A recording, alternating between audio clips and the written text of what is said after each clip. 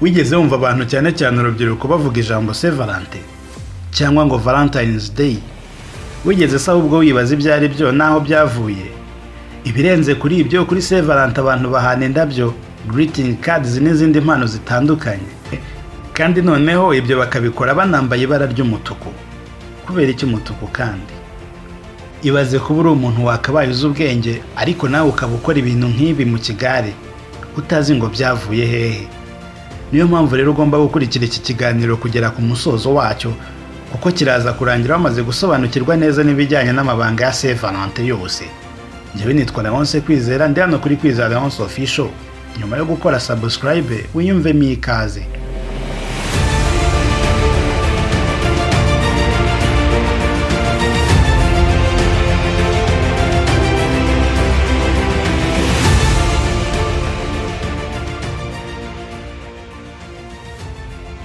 Ubundi iyo bavuze Saint Valentin ku bantu benshi baba bavuze umunsi w'itariki ya 14 z'ukwa kabiri buri mwaka, umunsi w'abakundana. Ariko se byatangiye bite kugira ngo bigere ahangaha?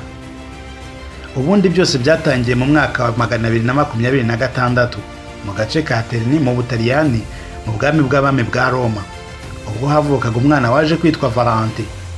Uyu Valentin yaje kuba umupadiri ndetse aza no kugirwa umutagatifu. Bimwe mu bikorwa byamwamamaje nuko yaje kujya arenga ku mategeko y'Abaromani, agasezeranya imbere y'Imana abasirikare b'Abakristo bashakaga gushinga ingo kandi amategeko y'icyo gihe atarabibemereraga. Ibi byaje gutinda bigera i Roma, maze umwami w'abamategeka ko afatwa agafungwa.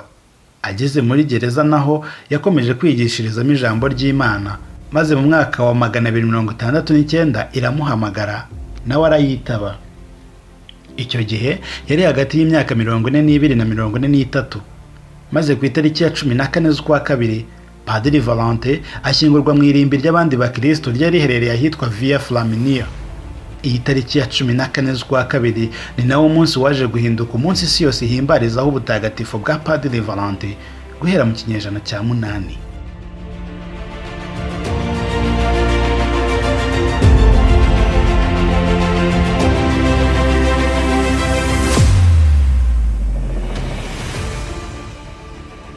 Ibintu byo guhuza iyizihizwa ry'ubutagatifu bwa Padiri Valentin n'umunsi ab'isi bose bise uw'abakundana byatangiye hagati y'ikinyejana cya 14 n'icya 15, bizanywe n'abantu bashakaga gukunda abandi urukundo rumeze nk'uruhatirizanyo.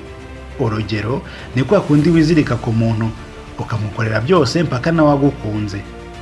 Wenda se niba asenga ku cyumweru mu Bagatolika, nawe urukundo rukakuvana mu Badive ukajya mu Bagatolika kugira ngo basi mujye muhurira mu misa no mu yindi mihango.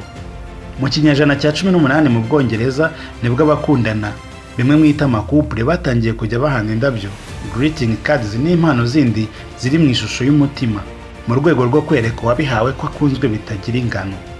Ibyo rero byaje gukomeza biba umuco hafi ku isi yose, maze byagera ku munsi wa 14 z'ukwa kabiri w'isi w'abakundana, abo bakundana bagahana indabyo n'izindi mpano nyinshi mu rwego rwo kugaragarizanya ko bakundana koko bya nyabyo.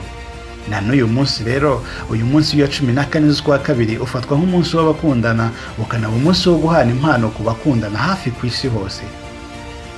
None se ko nshimye ko ibyo byose tumenya aho byaturutse, ibyo kwambara umutuku kuri Saint Valentin byo byaba ari ibiki kandi byaje bite? Hamwe na Kwizera Leonce Official turacyasobanukirwa.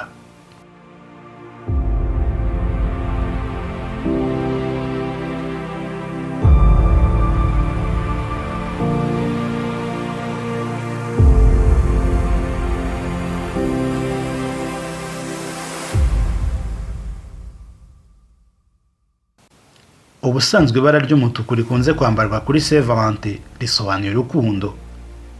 Kwambara umutuku rero bihita bisobanura kuri mu rukundo n'undi muntu runaka.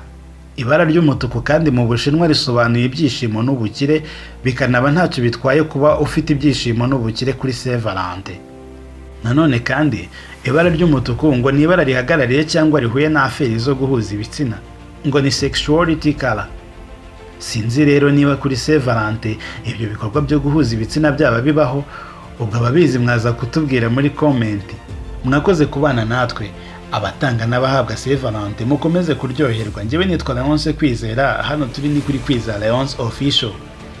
nyamuneka ntugende udakoze subscribe, naho ubundi hasta la victoria siempre.